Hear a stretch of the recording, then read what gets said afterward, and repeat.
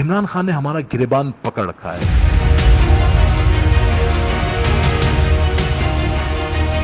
हामिद मीर के सामने ख्वाजा आसिफ मान गए।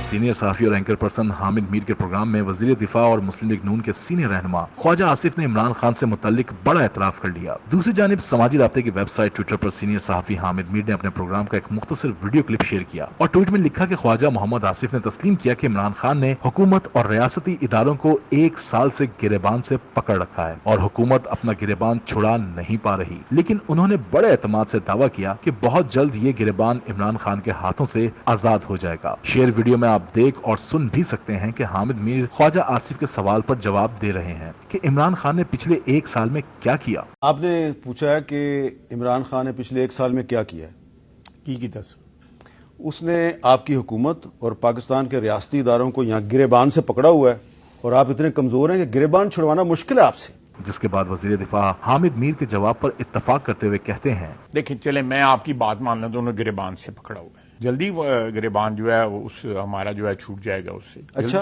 ख्वाजा आसिफ के इतराफी बयान पर आप क्या राय रखते हैं? कमेंट सेक्शन में हमें अपनी राय से जरूर आगाह करें।